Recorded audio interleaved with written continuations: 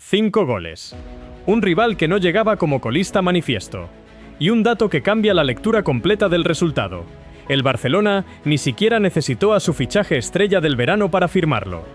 Este sábado, en el Estadio Martínez Valero, el conjunto de Hansi Flick venció al Elche por 5-0. Es un resultado que merece más análisis que el que suele dedicársele a una simple goleada de jornada 2. Vamos a desmontarlo dato por dato sin quedarnos solo con el marcador final. Esto es, más allá del titular. Vamos a los datos. Antes de entrar en materia, si te interesa el análisis de fútbol con datos y sin relleno, suscríbete al canal y activa la campana. Publicamos análisis como este cada vez que hay algo real que analizar, no por rellenar calendario. Empecemos por la alineación exacta confirmada, porque ahí ya hay decisiones tácticas que merecen una lectura cuidadosa. Flick salió con Joan García en portería. Línea de 4 con Xavi Espart, Eric García, Andreas Christensen y Gerard Martín. En el centro del campo, Marc Bernal como pivote defensivo, con Gavi de interior y Fermín López con Libertad por delante. Arriba, Lamine Yamal por la derecha, Adeyemi en punta y Rafinha por la izquierda. Dos ausencias notables en el once inicial de este partido concreto. Pedri y Pau Cubarsí, ambos descartados de la titularidad. Los dos, titulares habituales durante buena parte de la temporada anterior bajo la dirección de Flick. Los dos, en el banquillo, esperando su oportunidad más adelante. ¿Por qué? Gestión de cargas. Ambos volvieron más tarde de la pretemporada por su participación en el Mundial. Flick prefirió arrancar con futbolistas que acumularon más rodaje en los entrenamientos y guardar a Pedri y Cubarsí como recursos para la segunda parte o para partidos posteriores. Eso es un dato relevante en sí mismo. No es una decisión improvisada. Es una gestión de plantilla pensada para una temporada larga, no solo para un partido de agosto. Vamos con los goles. Rafinha firmó un doblete. Fermín López anotó otros 2 goles, con llegada desde segunda línea. Y Karim Adeyemi, extremo por naturaleza, jugando de delantero centro atípico, sumó su primer gol con el Barcelona en apenas su segundo partido oficial. 3 goleadores distintos, no uno. Y esa distribución es, precisamente, el primer dato estructural que conviene subrayar. Un equipo que reparte su producción goleadora entre varios futbolistas reduce su dependencia de un único estado de forma. Si Rafinha tiene una mala racha o si Fermín López sufre una lesión, el sistema sigue teniendo otras vías de gol. Eso es solidez estructural, no suerte puntual de un solo partido. Detengámonos en Adeyemi, porque su posición merece un apunte táctico específico. No es un delantero centro de formación, ni lo ha sido nunca a lo largo de su carrera profesional. Es un extremo reconvertido, al menos en este partido concreto, en referencia ofensiva central del equipo. Flick tenía otras opciones disponibles para esa posición dentro de su plantilla actual, y aún así, decidió probar esta variante táctica específica en el debut oficial de la temporada. Que haya funcionado con un gol y una actuación destacada no cierra, todavía, el debate sobre si es una solución sostenible frente a defensas más cerradas que la que planteó el propio Elche. Vamos con el segundo dato central de este análisis, y este es más relevante todavía. Rodri no jugó. Si este tipo de detalle es justo lo que no encuentras en los resúmenes rápidos de otros canales, ya sabes por qué merece la pena quedarse hasta el final de este vídeo. El fichaje estrella de todo el verano, el centrocampista por el que el Barcelona compitió durante meses frente al Real Madrid, ya fue presentado en el Camp Nou durante el trofeo Joan Gamper, pero su debut oficial todavía no ha llegado. Y el equipo, sin él, ganó 5-0. Eso dice algo sobre la profundidad real de esta plantilla. Un proyecto que gana con esa contundencia sin su incorporación más mediática no depende únicamente de esa incorporación. Vamos ahora con la distribución temporal del resultado, porque también es un dato que conviene mirar con cuidado. Rafinha y Adeyemi marcaron en la primera parte. Rafinha amplió su cuenta personal y Fermín López completó su doblete ya en el tramo final del partido, minuto 71 y minuto 79. Eso significa una cosa concreta. El Barcelona no se limitó a explotar una racha de 10 minutos de eficacia. Sostuvo su nivel durante los 90 minutos completos, incluyendo el tramo final, cuando la fatiga suele notarse más en cualquier equipo. Eso también es un indicador de la preparación física de pretemporada. Pongamos esto en contexto de mercado porque el resultado no se entiende del todo sin él. Deco, director deportivo del club, ha cerrado ya varias incorporaciones de peso: Anthony Gordon, Karim Adeyemi, Joao Cancelo y el propio Rodri. La pieza que todavía falta, según el propio club, es un delantero centro de referencia. Y aquí está la pregunta que se desprende directamente de este resultado concreto. Si el equipo anota 5 goles sin esa pieza específica todavía incorporada a la plantilla y usando a un extremo reconvertido en la posición, ¿cuál es el techo ofensivo real de este equipo una vez llegue, finalmente, un delantero centro de formación clásica? Hablemos del rival, porque contextualizar importa, y mucho. El Elche de Martín Anselmi llegaba a este partido tras empatar en su debut liguero frente al Deportivo de La Coruña. Anselmi mantuvo, durante toda la pretemporada, un sistema de 3 centrales con carrileros. Y repitió esa misma estructura en este partido.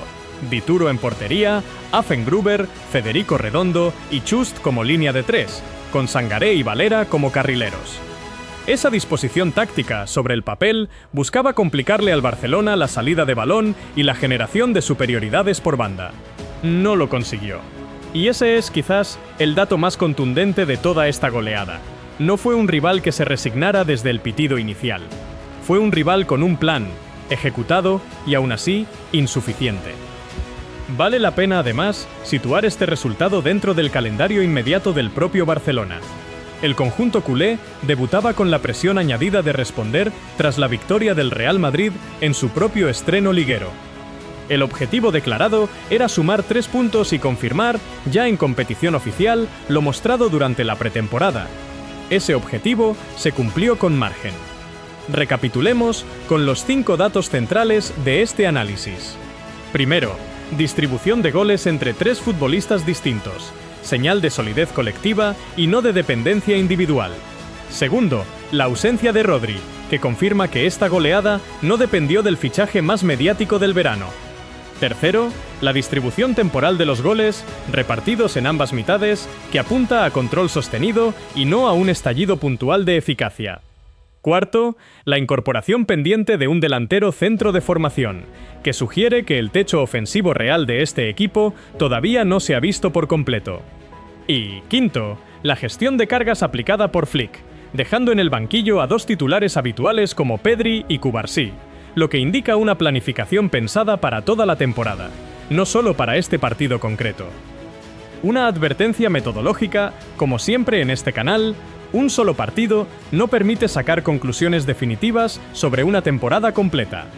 Pero las señales estructurales que hemos repasado aquí sí son datos verificables, contrastados con múltiples fuentes y apuntan en una dirección clara.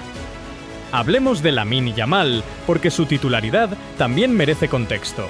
El extremo se había reincorporado más tarde a la pretemporada por su participación con España en el Mundial. Y aún así, Flick decidió incluirlo desde el inicio, en su primer 11 oficial de la temporada.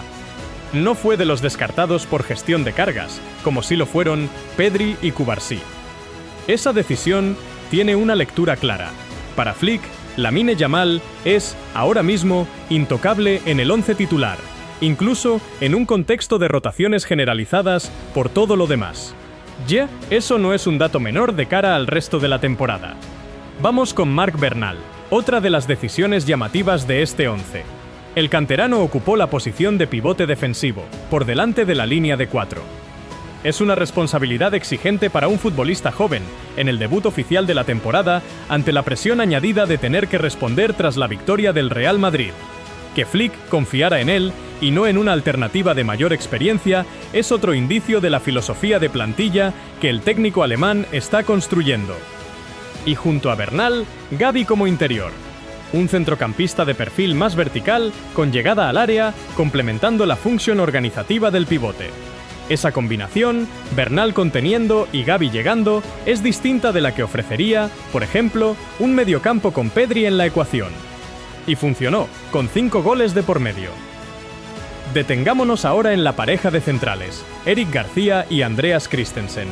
Ninguno de los dos es, hoy, la referencia indiscutible de esa posición dentro de la plantilla. Y aún así, sostuvieron una portería a 0 frente a un rival que planteó un sistema específico. con 3 centrales, pensado precisamente para generar problemas ofensivos. Portería a 0, con una pareja de centrales que no es la primera opción sobre el papel. Ese dato también entra en la columna de la solidez estructural. Pongamos el resultado, además, en perspectiva de calendario más amplio. Esta es la segunda jornada de la liga. Quedan 36 jornadas por delante. Ningún resultado de agosto define, por sí solo, una temporada completa que se disputa hasta mayo. Pero sí marca una base, un punto de partida y una primera confirmación de que lo trabajado en pretemporada se traduce en resultados de competición oficial. Vale la pena, también, mencionar las bajas por lesión que no participaron en este partido. Robert Lewandowski y Dani Olmo, ambos recuperándose de sus respectivas lesiones sufridas durante el último parón de selecciones, no fueron de la partida en este encuentro concreto. Esa ausencia adicional refuerza, todavía más, la lectura de una plantilla con profundidad suficiente para sostener resultados contundentes, incluso sin varios de sus efectivos habituales disponibles. Pensemos en lo que representa, en conjunto, toda esta acumulación de ausencias. Sin Rodri, sin Pedri, sin Cubarsí, sin Lewandowski, sin Dani Olmo. 5 ausencias de peso y, aún así, 5 goles de margen sobre el rival. Ese es, probablemente, el dato que mejor resume todo este análisis. No hubo un 11 de gala. Hubo gestión, rotación y un resultado contundente pese a todo. Vamos ahora con un apunte sobre el propio sistema de juego que Flick está desplegando en este arranque de temporada.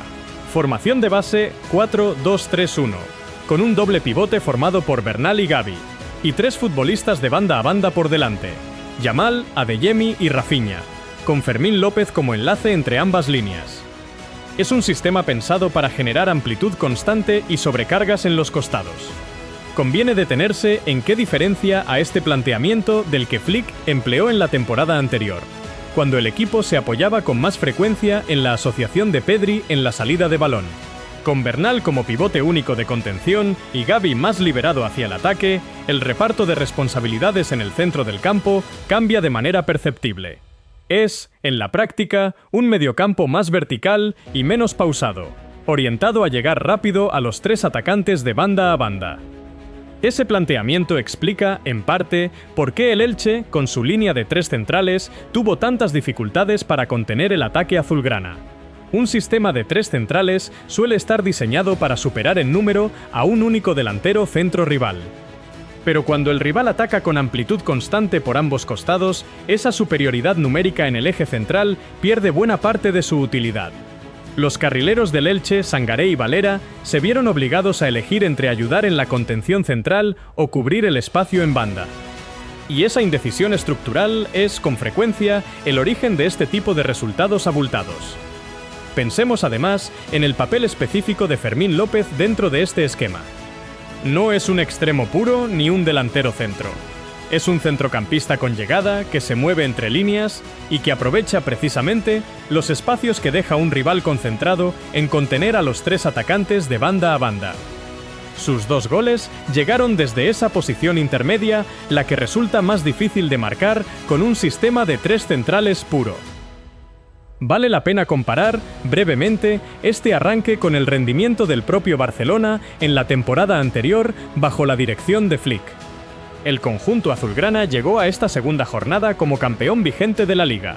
Defender un título exige, generalmente, un nivel de exigencia añadido desde el primer partido, con rivales motivados específicamente por dar la sorpresa ante el campeón. El Elche lo intentó, con un planteamiento reconocible y trabajado durante toda la pretemporada. Y aún así, el resultado fue contundente. Detengámonos, también, en un dato de calendario que conviene no perder de vista. El Real Madrid ya había ganado su propio partido de debut antes de que el Barcelona saltara al Martínez Valero. Eso añadía una presión adicional, real, sobre el vestuario azulgrana. No podían permitirse un tropiezo que dejara al eterno rival con ventaja en la tabla desde la primera jornada. Esa presión, gestionada con un resultado de 5 goles de margen, es otro elemento a favor de la lectura estructural que venimos construyendo a lo largo de este análisis. Pasemos a un terreno más específico, la posición de delantero centro, y por qué su ausencia sigue siendo relevante pese al gol de Adeyemi. Jugar con un extremo reconvertido en punta puede funcionar frente a un rival que se abre y concede espacios, como hizo el Elche en algunos tramos del partido. Pero frente a defensas más compactas, más numerosas en el área, ese mismo planteamiento puede generar menos ocasiones claras. Un delantero centro de formación aporta algo que un extremo reconvertido no aporta de la misma manera: la capacidad de fijar a los centrales rivales, de ganar los duelos aéreos y de ocupar el área en los córners y balones parados. Ese es, precisamente, el argumento que sostiene la búsqueda del club en el mercado. No es que el sistema actual no funcione, es que podría funcionar todavía mejor, y con más variantes tácticas disponibles, con esa pieza específica incorporada antes del cierre del mercado. Vamos con un dato adicional sobre el propio Elche, porque el análisis de un resultado exige mirar también al perdedor con el mismo rigor. Anselmi es un técnico relativamente joven dentro del panorama de la liga, con un planteamiento identificable y trabajado. Su equipo empató en la primera jornada frente al Deportivo de La Coruña, sumando su primer punto de la temporada antes de este partido. No llegaba, por tanto, como un equipo sin ambición ni plan. Llegaba como un conjunto con una identidad táctica clara, que simplemente no fue suficiente frente a la profundidad de plantilla del rival. Pensemos, para cerrar este bloque completo de análisis estructural, en lo que representa esta goleada de cara a la clasificación general de la Liga tras estas dos primeras jornadas de competición oficial. El Barcelona suma 3 puntos, con una diferencia de goles de +5, ya en la segunda jornada de competición. Ese diferencial de goles, acumulado desde el inicio mismo de la temporada, puede resultar determinante en la lucha por el título en mayo, cuando las distancias en puntos se ajustan por el promedio de goles.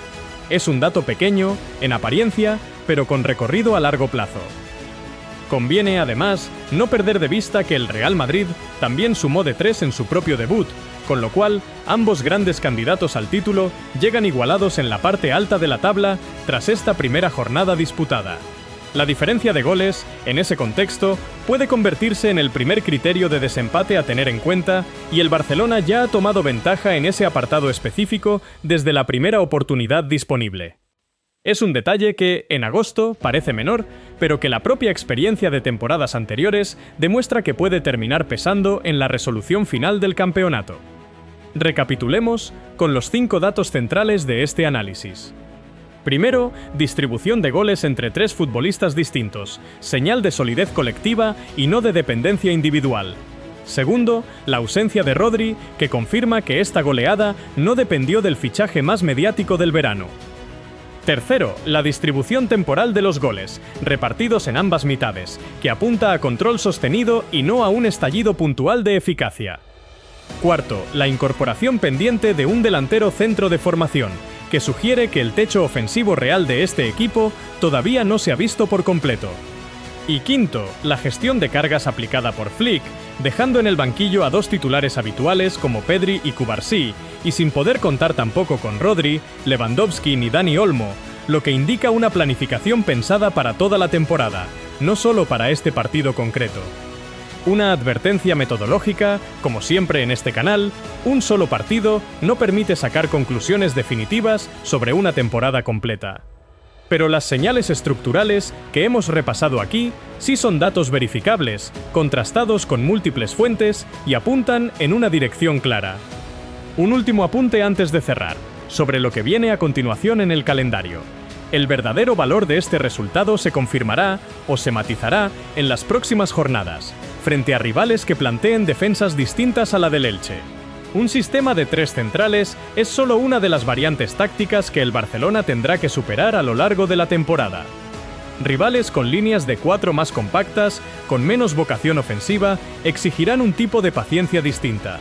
Y ahí es donde la ausencia de un delantero centro de referencia podría notarse más. Por eso este resultado, siendo contundente, no cierra ningún debate sobre la plantilla. Lo abre con más información a favor de la solidez estructural, pero sin despejar del todo la incógnita del mercado que el propio club todavía tiene pendiente. Vale la pena además subrayar el propio dato del debut de Adeyemi con gol incluido. Llegó al club hace apenas unas semanas y ya suma una contribución directa al marcador en su segundo partido oficial. Ese tipo de adaptación rápida, sin periodo de aclimatación prolongado, es otro indicador positivo para cualquier análisis de la profundidad de plantilla que el club ha construido durante este mercado de verano. Y hay un último dato que conviene cerrar antes del resumen final: la portería a cero. 5 goles a favor suelen acaparar todo el foco de este tipo de resultados, pero no encajar ninguno, frente a un rival que planteó 3 delanteros o referencias ofensivas distintas a lo largo del partido, es igual de relevante para cualquier análisis de solidez global. Ataque y defensa, ambos en su mejor versión, el mismo día, frente al mismo rival.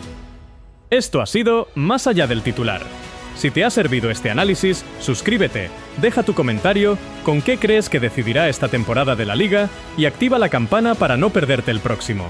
Seguimos la próxima jornada.